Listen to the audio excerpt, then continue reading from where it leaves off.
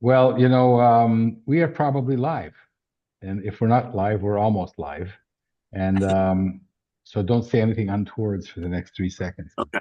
Okay. Okay, let's pretend that we're live. Hello, everybody. Hold on a second. Uh, okay, I'm assuming we're live. Hello, everyone, and welcome to the show. And I'm Mel Rosenberg, the host of the Children's Literature Channel of the New Books Network. And I have a fabulous, wonderful guest hailing from the border of Massachusetts, Salem, New Hampshire, Mark Hoffman, the wonderful author, illustrator of gorgeous children's books, and a full-time professor of illustration. Correct.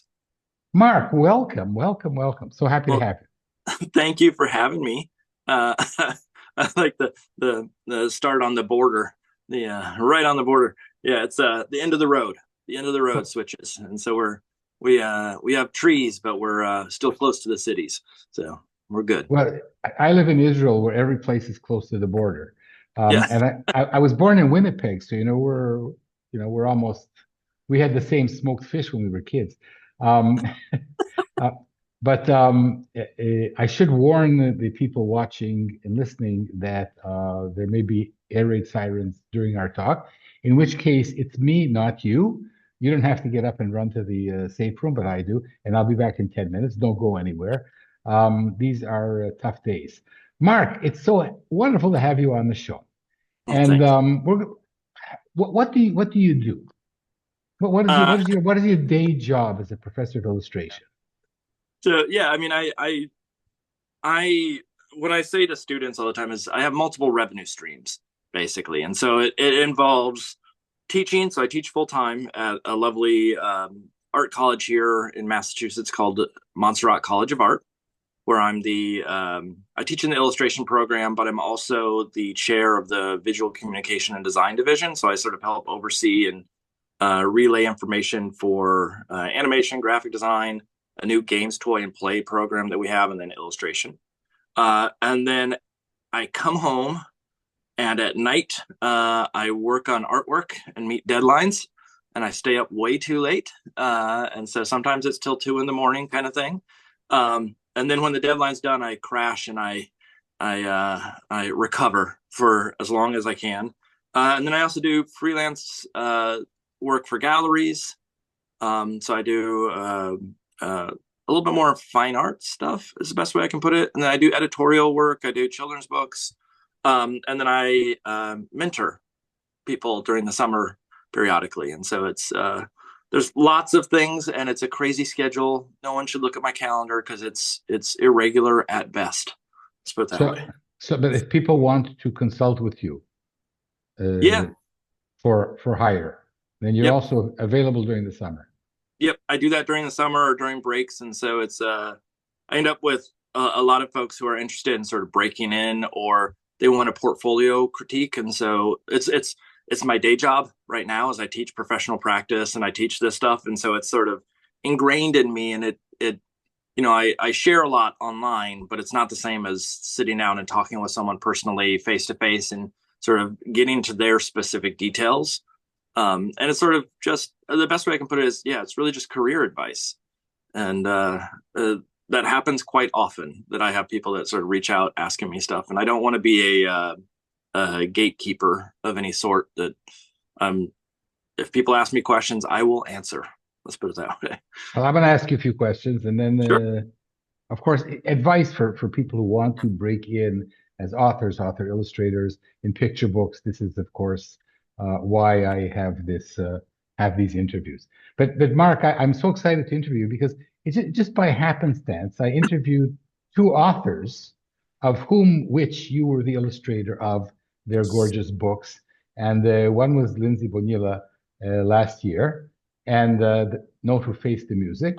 And it's remarkable that you are so gifted in able to personify anything. That's a book about a half note who doesn't feel whole. Can you show a few spreads from that book?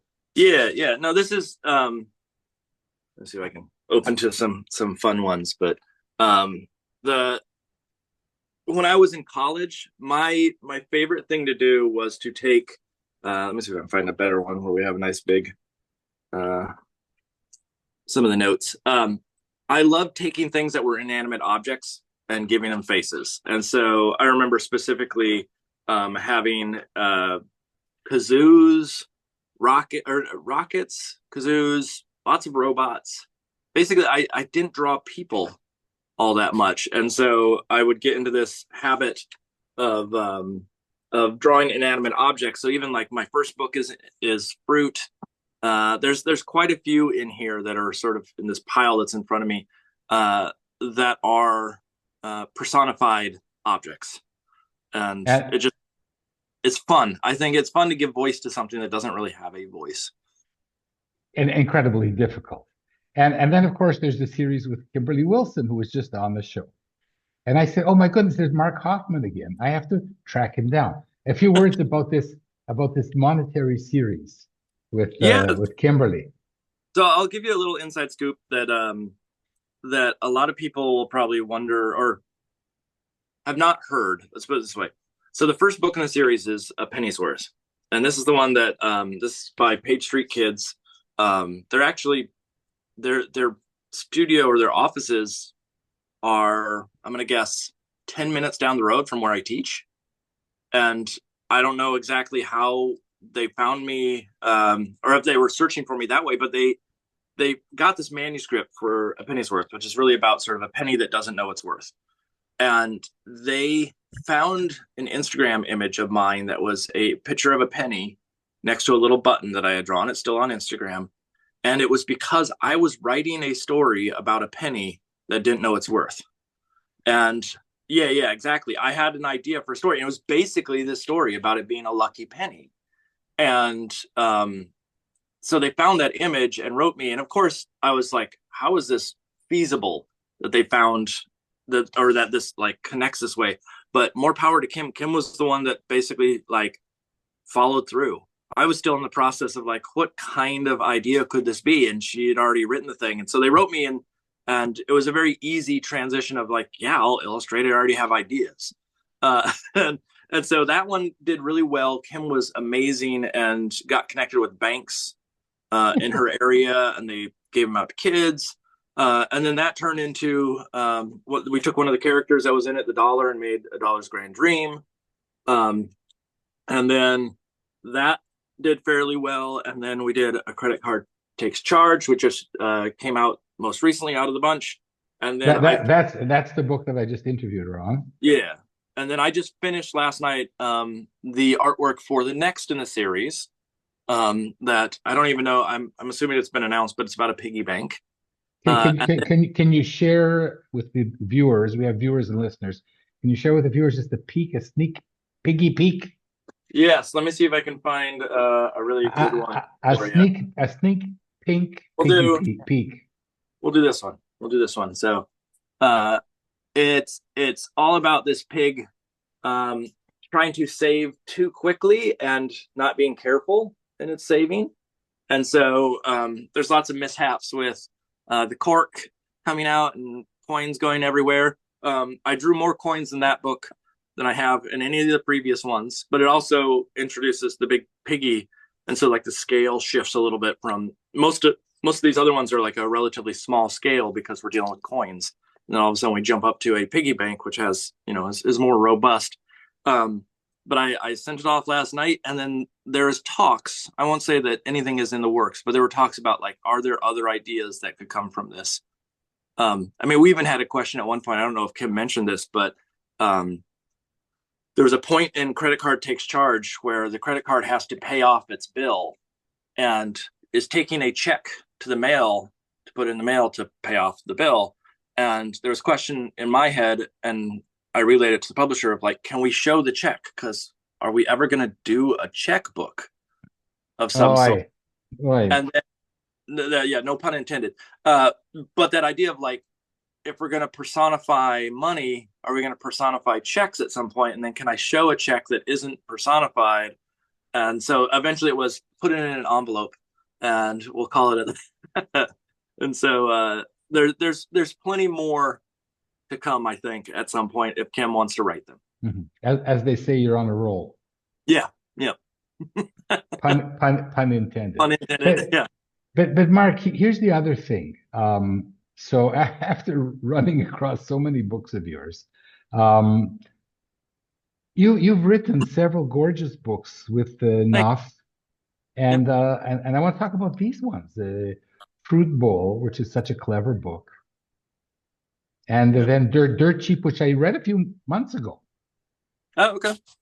Yeah, no, I can so when I got into the career, I was doing a lot of editorial work previously for magazines and even some uh, grown up book covers for like mystery novels and things of the sort. And I made a switch to Kidlit at a certain point. I got one book deal through my art agent, and then landed or got that through, went to a conference that was a CBWI conference and met who is now my agent. And within 3 days of me sending a manuscript, roughly, she had sent it out to some people and got me a 2-book deal, which is the Knopf deal. And so Fruit Bowl was the first one. That one I had written. That one was an idea that I had where my son and I and my wife were talking at dinner about sort of what is the definition of a fruit. And so it sort of very easily turned into a book in that manner of the tomato being technically a fruit. And then the second book was a struggle to figure out the story. It started out in a totally different direction, and not the editor that I was working with at the time, Julia, wrote me and said, "Hey, we're thinking maybe something about money." So I've done quite a few money books apparently. And can you do something with that? And I'm the type of person who goes through and I looked at adages and idioms quite often, and I saw the word dirt cheap, and I was like, dirt cheap, and I flipped it, and I was like, cheap dirt, and then all of a sudden it was, the book sprang forth from that. And so I wrote those early on, and then I've gotten so many offers for illustrating that it's been hard to focus on writing. Let's put it that way. It was sort of with day job, teaching and other things going on, to sit down, because it doesn't come naturally to me. I'm not a writer by trade. Artist, great. I've done it for years. It makes sense. But the writing side is really difficult. And so I've started a lot of things and I've sent things to my agent, but nothing's really stuck yet. And I'm always like, I always have an idea. I'm an idea person, but the follow through is what I need to work on. Let's put it that way. I was gonna caution the readers and watchers and listeners that very often you have an idea for a book based on a pun or like a one-liner Mm-hmm. that and these are and they say, oh, what a great idea, dirt cheap, cheap dirt, wow, and usually they don't pan out, Yeah. and this one did, and it's a hilarious book. Thank you. We'll come back to it in a minute. And I do not accept this premise that you're too busy to write. I think that No, you're right. You are right. There is time. It's a matter of there is a bit of imposter syndrome.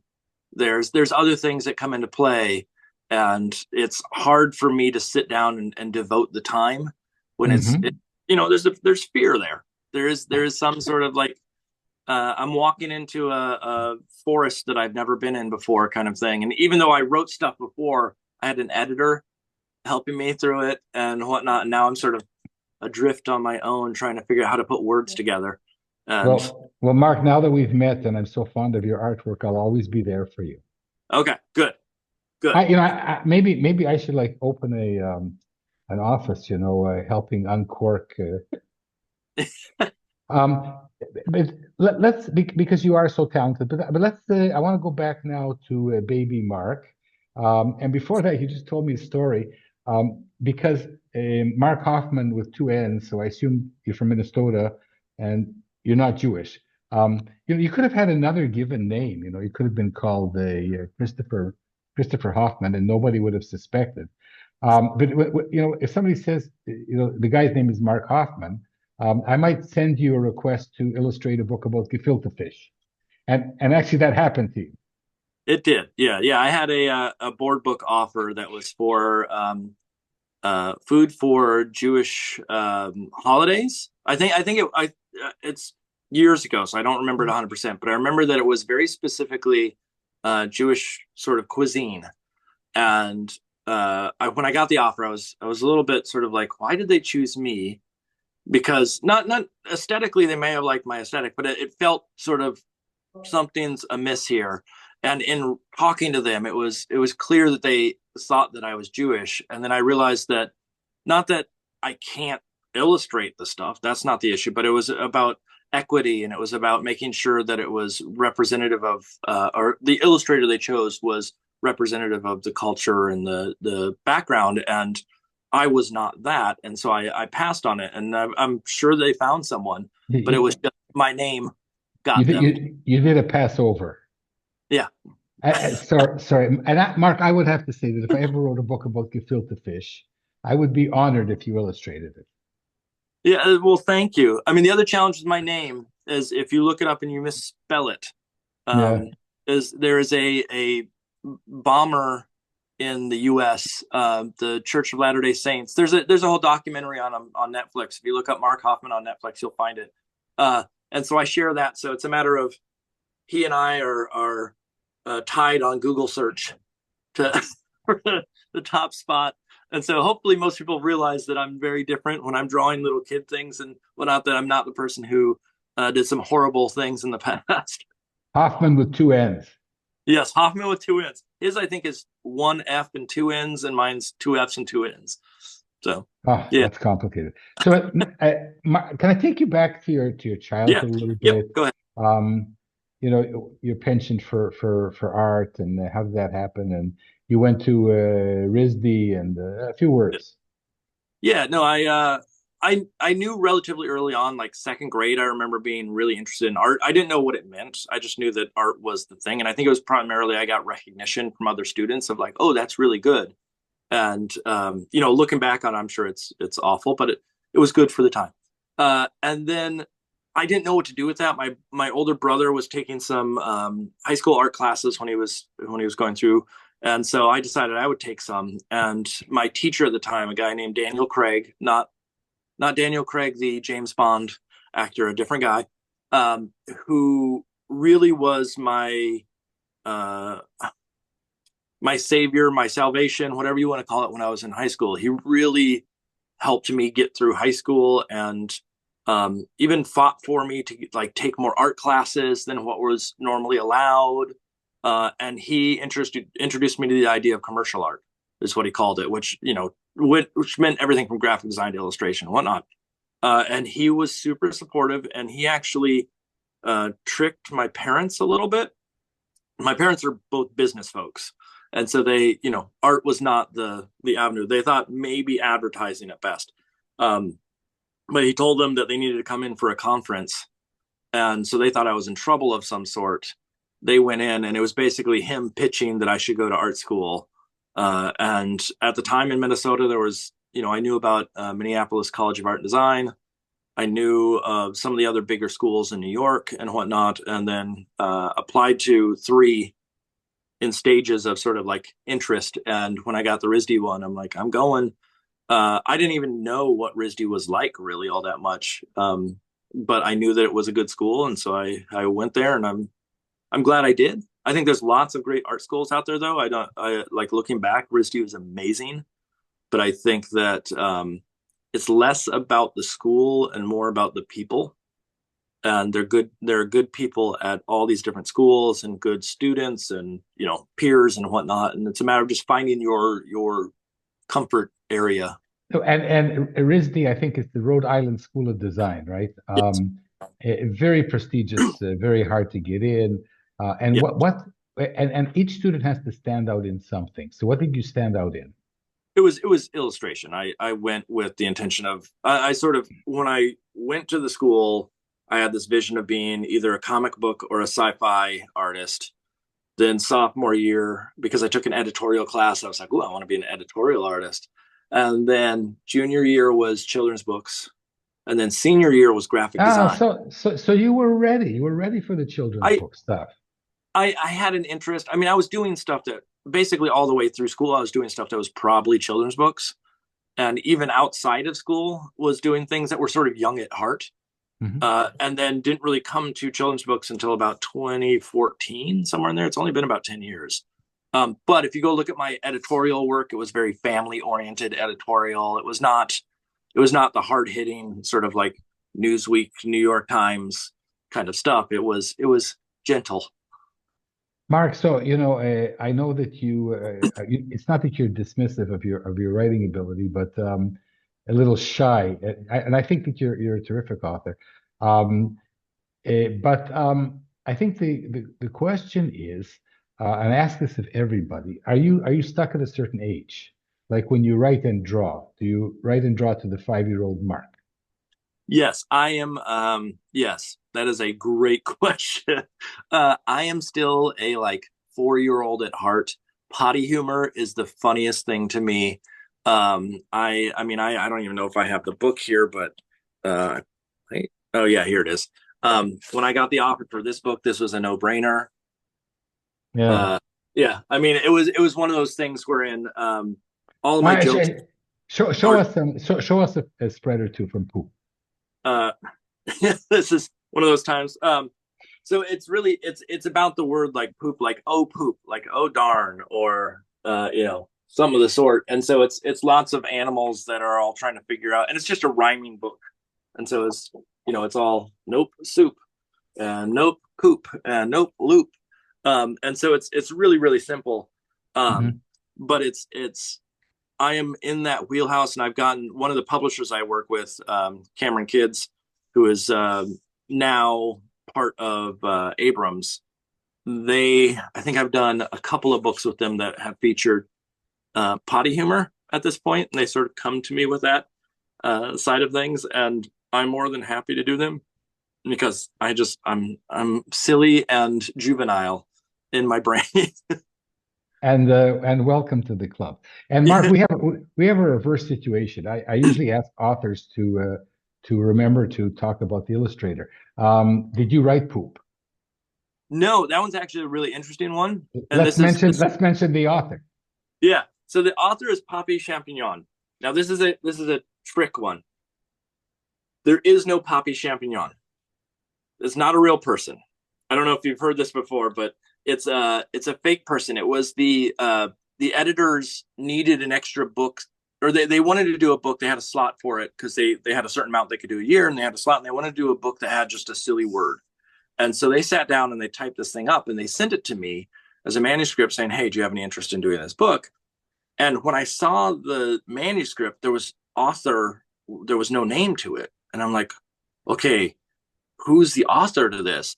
And my brain at the time, I remember thinking this like, oh, it's probably some famous person who doesn't want their name attached to it or is being secretive. And so I was thinking like, oh, is it Obama? Did Obama write this book? And it was like, it was all this like, what's the most famous person I could attach to this book? And then later I found out it was just the editor sitting around and they just wrote this silly rhyming book and they just didn't put their names on it. And so they made up a fake author. And I even painted a picture that didn't end up in the book of the author. They're like, she's got cat's eye glasses, her hair's pulled back, blah, blah, blah. And so I made an image for it. And it just, it's out there in the ether at this point. Mark, I want to tell the story of loving the book and looking for the author and never finding her. And now we know. Yes. Yeah. There's probably quite a few of those out there that are like that, but it was, So, they made every time I find a book that I like and I look for the author and don't find him or her, I'll know why. Yep. Yep. That's it. That's it. So Mark, you have Fruit Bowl handy. Yep. It's such a clever book, and you wrote it and illustrated it. And my favorite spread. You want to guess which it is? Um, I'll give you a hint. I used to be a scientist. you should do sciences. I used to be a scientist. I'm assuming it's either the X-ray or it's Yes, the, yes, yes, yes, the X-ray. okay. That's my favorite. That's my favorite piece too. Um, because it's this one in particular. And the reason why I think this one's so good for me, is I put bones in the tomato. Like he has bones in his arms. And to me, like, it doesn't make any sense. But that's also the page that I hit a bunch of like my son's birthday, my wife's birthday, all on the little coding and whatnot. And That is definitely my favorite spread out of the bunch as well. It was your tomato spread. Yeah, good choice. Oy Good. vey. Okay. And so here's the question. You have your comfort zone. You have a style that even somebody like me who doesn't understand art can ascribe to and say, oh, here Mark has a style. Some kind of like what you say, your ability to portray inanimate objects, it's kind of cartoonish, and with huge winks and smiles. Um, but you also have this wonderful gift as an author. And you have these two books. And what do I have to do to persuade you to write more? Well, now that I'm done with my deadline, I have a book that I'm trying to. I have like my wife last night, honestly, uh, said what you're saying right now, which is I have a lot of starts. I don't have a lot of finishes for manuscripts or things that I was trying to like think through the reasoning behind it. And I'm good at taking critique on my artwork. Someone says, change this, change that. This could be better. This what? Fine. I've been through 25, whatever many years of this doing that. The writing, when someone comes back and says, well, this isn't hitting. Most of the time, my inclination is to shelve it for a bit. And there's a certain threshold of shelving that you can do. Like, oh, I'm gonna let it sit for a couple months and then come back to it and look at it. The problem is I've been shelving them for years, and No, so no, the correct time to shelve something is a couple of, at least for me, it's a couple of days. yeah. For me, it's sometimes just because I get busy. I like the idea of like stepping away from it, so I don't even remember what it was about, and then coming back to it. And so there's a couple of them there's one that I wrote that I'm really proud of that I need to just tweak at this point. And then I'm in the middle of writing one that I'm really happy with. And one of the challenges that I have with the writing that my agent has been very accurately nailing me on a regular basis is I'm very wordy. And so, there's a certain length to a picture book as far as number of words, and I tend to be a little bit over that. And there was always this question of, uh, do you edit and pull back, or do you allow the form to become something longer that potentially isn't a picture book? And so I've started to realize that maybe that is the direction that I want to try. And so, like the next book I'm working on, that I'm trying to write, let's put it that way, that has not been out for submission or anything of the sort, is a longer format. It's instead of being 300 words, it's probably like 3,000 words, something like that. And so it's got little mini chapters, but it's still in the form of a picture book. So it's still got the like full images and things of the sort, but just a longer sort of content. In fact, one of the things that sparked that is I did this book. I illustrated this one, which was Soren's Seventh Song. That was by Dave Eggers. Somehow I got attached to that, but big paragraphs on pages, and all of a sudden it made me think, oh, I can do something that's maybe a little bit more than just a standard picture book. And so it's not that I can still do the shorter thing, and I still have some ideas that are shorter, but it's almost easier for me to think of a different format than it is to try to like rein myself in just because I like to be wordy. If that makes any sense at all. Well, it would be normal for me to think of you in terms of graphic novels. Yeah. But you have a wonderful agent and you have wonderful editors. And I would be eager to recommend to you to continue with your writing. Look, I can tell you as an author and the many people that I've interviewed and met, for every manuscript I finish writing, and it might be half decent, I have 10 or 20 dead ones. Yep. And those are the batting odds that people Yep. have, including ones you think are marvelous when you start them. Well, you always think it's marvelous when you start it, and Yeah. so the but other challenge for me is that when I start them, there's a voice in my head that I hear. So like a lot of times what I've been writing has been I like to refer to it as like a carnival barker. Like come on down, like there's a cadence that goes with the voice. And it works in my head, but then when I put it on paper, it's hard to Yeah. get the right phrasing. And so like But, that's the hurdle in a lot of yeah, them. but So, Mark, that's the hurdle. That's the join yep. the club. Yep. Um, so I have two questions that are totally related. Okay. Uh, the first thing, and you probably know this, is that even though illustrators spend sometimes more time illustrating a book than the authors spend writing it, um, they're always going to play second fiddle somehow to the person who wrote the book. Does that bother you? Well, I was talking about this the other night at an event that I went to, and I don't know as it is second fiddle. And how I put this is when you buy a book, it's often based on visual. It's sitting in a bookstore. It's, the cover kind of gets you to open the book. And so there's an initial interest in the artwork. Then sometimes you look at the flap and you read the little synopsis, or you start to flip through the book. Like in a picture book, you can almost read it there in the bookstore. Um, and then where that difference comes in, we were talking about going and doing like school visits or events for the books.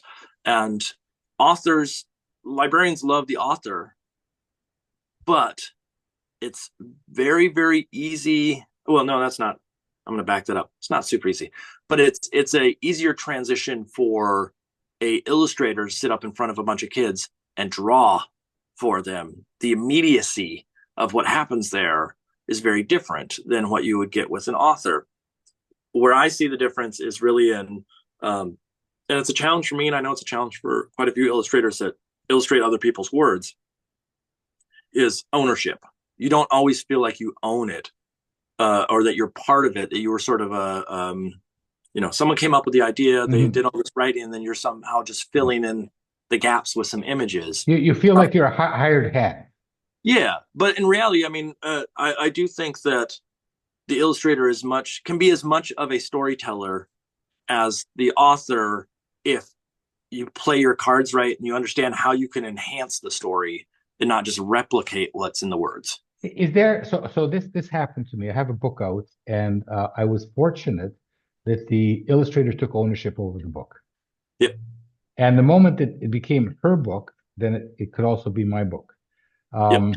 I had to lose it to find it, but it took me about 70 years to figure that out. That authors of picture books have to, throw the ball up in the air for the illustrator to smash hit. Yeah. And I think that you said something that this is really important, that our job is to present you with a manuscript that is easy for you to take ownership of. Yeah. I mean, I even the equivalent of I worked on one book wherein I talked to the author after the fact, and what I did with it was very different than what they envisioned. But they were Great. happy with it. But that's that like and also vice versa. There's times where like I will illustrate something and then the author in certain cases, like in some of the Kimberly Wilson books and stuff, I'll illustrate something and then they'll go back and tweak the words to make it pay off better. And like it is a collaborative process. And there is this a lot of times those editors or art directors will go and say like, we'll be the mediator between two parties, and you won't talk to each other until the end, which is fine, and I understand the reasoning for that because they don't want to have any sort of bickering or anything going on of that sort. But it really is meant to be collaborative, and everybody's moving towards making the book better of some sort. And I think the challenge of going and speaking about it in schools and feeling ownership over something I didn't write is challenging just as a whole. But I also know that at the end of the day, if I didn't illustrate it, it wouldn't be the book that it is. And so it's one of those things where there's that again a little bit of that imposter syndrome where the imposter syndrome does not come in from the book. It comes in from when I'm reading it and then some kid goes, "How did you write this?" And I have to go, "Oh, well, I didn't. Someone else did."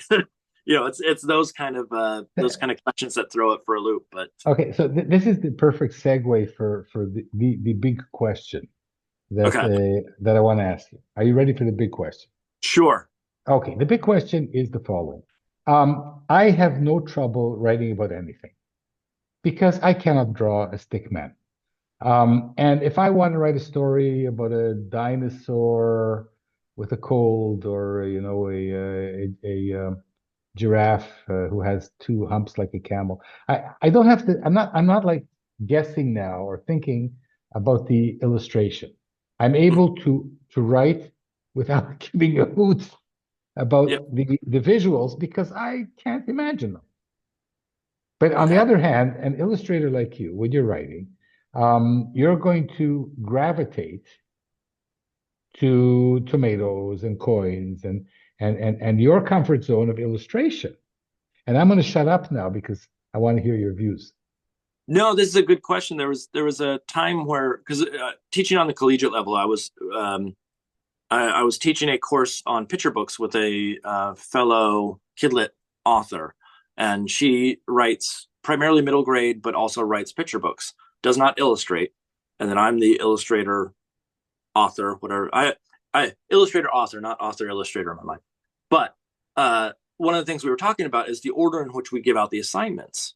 And so her process was, okay, they got to write the manuscript, they got to finish that, we got to edit it, etc., and then they illustrate it. And this is at an art school where most of the students know how to draw first, potentially, and then write. And so we had this back and forth about, when I illustrate something, or when I write something. Let's start there. Um, I oftentimes have the inkling of an idea, right? The genesis of what it's going to be, and then I go into my studio and I make a piece of artwork that is somehow related or tangential, or you know, to just give me some visual cues to play off of. And the reason for doing that is to give me a sense of like the look of the book, not necessarily like exactly what it's going to be to a finite detail, but just a sense of, okay, is this going to be a little bit quirky? Is this going to be a little bit more real? Is this going to be more colorful? Because then I take that and I go back to the writing, and then I write. And so there's this, it's a back and forth. There's some people I know that are illustrators, that are author illustrators, that write as they draw. So they will actually start the document as drawings and then actually start to fill in the words as they go along. Um, I've tried to get more into that, like manuscript first, because I feel like if I don't do that, I'm going to end up with a lot of struggle trying to figure out pagination, or figuring out, the beats of the story or things of that sort. And so I've tried to lean a little bit more on that. But I can tell you, as an illustrator, every page and every word that I'm writing, I have a visual in my head as I'm writing it. Exactly. Yeah. And so it's hard to disconnect that and say like, oh, I'm just going to write. And then when I go actually take the manuscript, or I take the words and go to illustrate it, it may end up being something totally different, just because it needs to be on a different page, or it's not a spread anymore. It's a single page or a vignette or whatever it may be. But there is some vision of again, that inkling of, kind of know what color it's going to be, or I kind of know the placement on the page and where I want the type to sit. Those kind of arguments have already been somewhat settled in my head.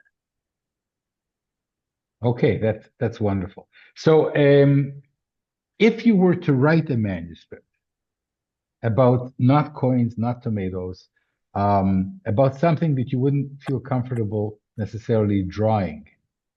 And Jennifer, did you mention your agent, Yeah, Jennifer Jennifer Lofgren. Lafran? Yeah, Said this is a great manuscript, but I have somebody else in mind to illustrate it. that Not Jennifer, or let's say the a the publisher. publisher. Yeah, the publisher and the art director. There's quite a few people that's happened to. Bob Shea, I know, has had Zachariah O'Hara illustrate some stuff. Has had there's quite a few folks out there that they either, you know it doesn't make sense for them to illustrate, but more likely it's that they don't feel like it's they're the best person for it. That they see someone else and go, this is the person who really should illustrate the story. Would I be willing to give up one of my manuscripts for someone else to illustrate? If it's the right person, yeah. I don't see why not. I mean, I think, again, this is going back to my mindset of not being a gatekeeper, of not trying to hold back information from people, or like my little wealth of knowledge that I have. I think it's important that, and you probably can advocate for this too, but the kidlit community is very, very supportive of each other. I don't know anybody in kidlit really that's a jerk, that is, selfish or what have you. And so if me writing something allows someone else to break in or to do something, that and somehow enhances their life or their experience or their career, then why should I say no? Now I still want the money for the manuscript. Don't get me wrong. I don't. I still need a play in it, but You still it's want your name there. yeah. But I do think that it's important that the story. I've always said the story is the star, or the story. I say the story is the king, but then I realize that's very gendered, and so I want to get away from that and just say the story is the star, right? And anything that benefits the story is a-okay. And if that means that it's a different artist, or if that means that the editor needs to come in and really tweak the story, like, so be it. Everybody's fighting to make it better.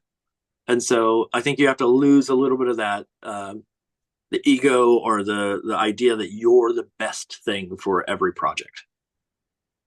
Absolutely. No, but I mean, it's interesting because, you could say, I'm going to write a story because you are kind of limited in the sense that if the artwork accompanies your writing, and if you write something and automatically draw something, right, then you're writing to your Drawing. visual.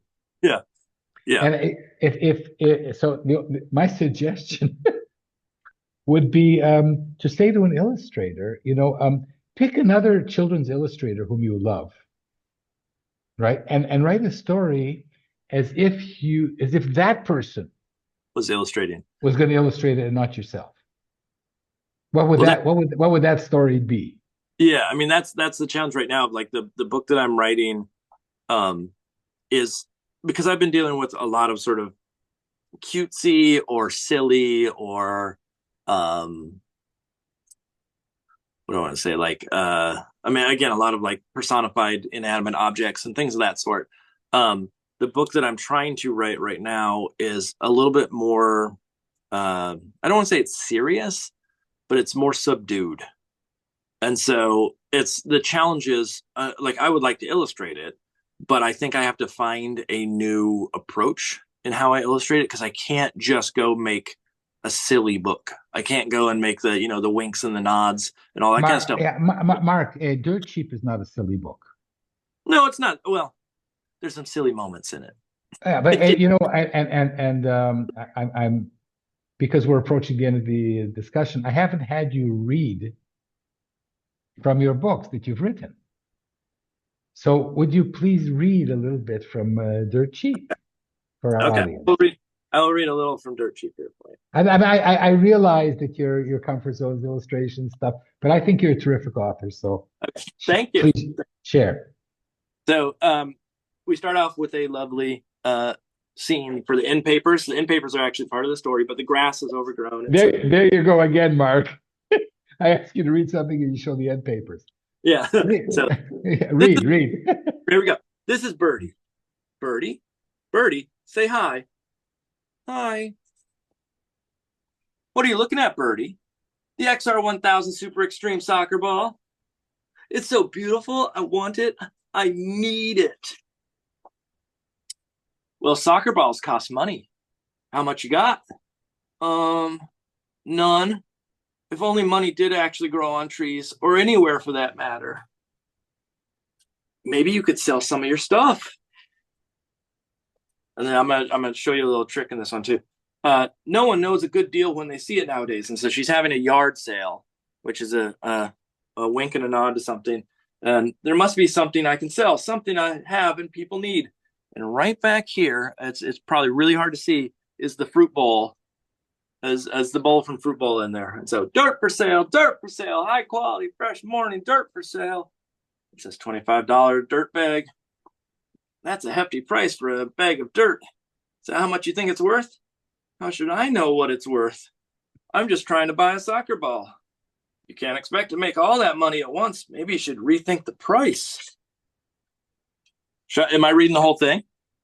And I'm not sure that I'm allowed, but Yeah, I I was mean, gonna say I don't think I'm allowed, so I'll end it on this. I'll end it on this page here. So she's writing "Dirt Cheap, Cheap Dirt," which is that title.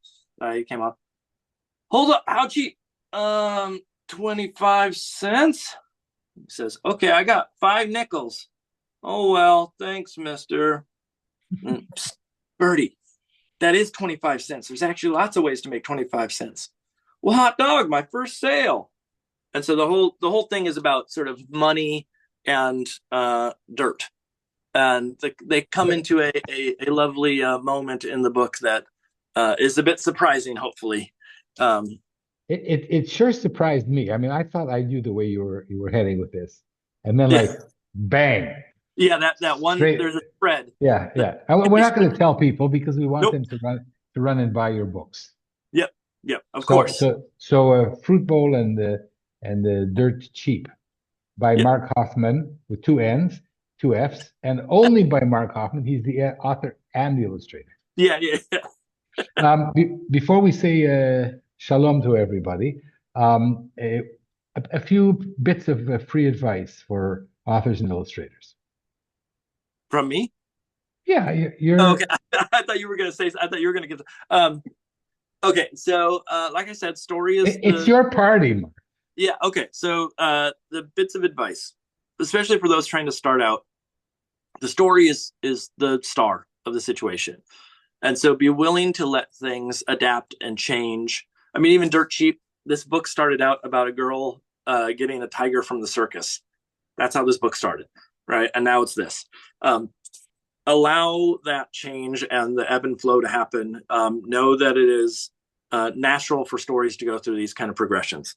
The other thing I would say in general is know that everybody struggles in this industry. I know that, even you could hear in the conversation today that I have imposter syndrome, that I have all the things that everybody starting out has. And what I say to my students is, I'm actually in the exact same situation they are.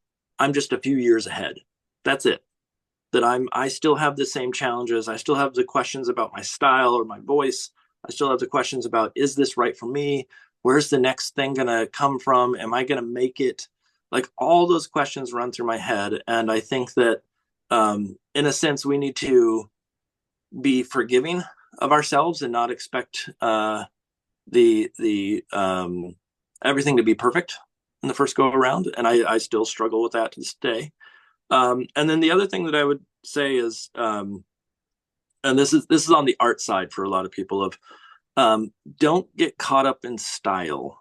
Style is a problematic word in my mind because it implies that everything needs to look the same.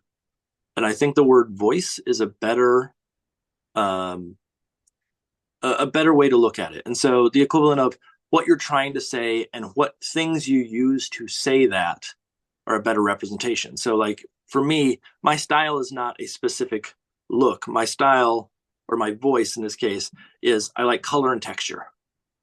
And if those aren't part of it, it doesn't feel like me.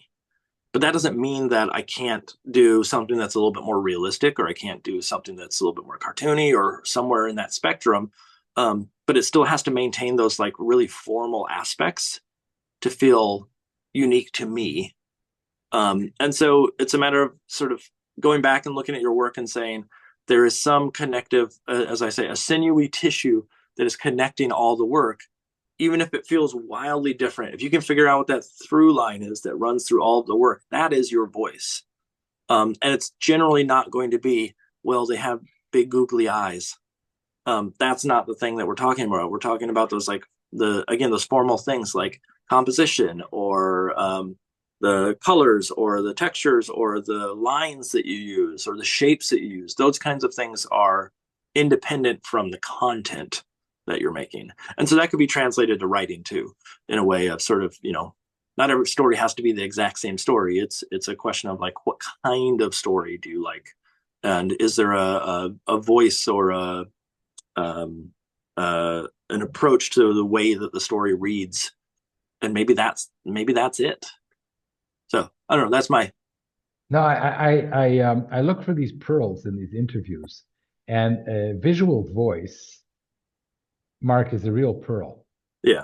or visual Uh, vocabulary, sometimes people say. no, Yeah. I know, but the visual voice is better for me. Okay. Because it's an apparent dichotomy. How can a voice be visual? I Yep. call it an almost cotomy.